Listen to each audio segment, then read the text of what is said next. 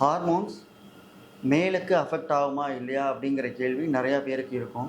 Actually ஆகும். ஃபீமேலுக்கு எந்த அளவுக்கு உங்களுக்கு ஹார்மோன்ஸ் இம்பேலன்ஸ் இருக்குமோ அந்தமாரி மேலுக்குமே ஹார்மோன் இம்பேலன்ஸ் கண்டிப்பாக இருக்கும்.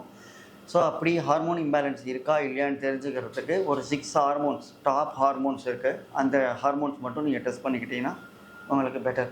ஸோ இது யார் யார் பண்ணலாம் அப்படிங்கிறத கேட்டிங்க அப்படின்னா, உங்கள் வேலையில் நிறையா ஸ்ட்ரெஸ் இருக்கா, இல்லை ப்ரெக்னென்சி ட்ரை பண்ண போகிறீங்களா உங்கள் பார்ட்னரோடு சேர்ந்து, ஸோ அவங்க மேபி நீங்கள் ப்ரீ மேரிட்டல் கல்யாணம் பண்ணுறதுக்கு முன்னாடி எல்லாத்தையுமே நான் தெரிஞ்சுக்கணும், நான் ஃபிட்டாக இருக்கணும் இல்லையான்னு தெரிஞ்சுக்கணும் அப்படின்னு தெரிஞ்சுக்கிறவங்க இந்த மாதிரி ஹார்மோன் செக்கிங், இம்பேலன்ஸ் அந்த மாதிரி, இல்லை நிறையா கோவம் வருது, மூட் ஸ்விங் ஆகுது, பாய்ஸுக்கும் ஆக்சுவலி மூட் ஸ்விங் ஆகும். ஸோ அவங்க இந்த ஹார்மோன் டெஸ்டிங் பண்ணி செக் பண்ணலாம். ஸோ ஃபஸ்ட்டு ஹார்மோன் என்ன பார்க்க போகிறோம் அப்படின்னா டெஸ்டோஸ்டிரோன்.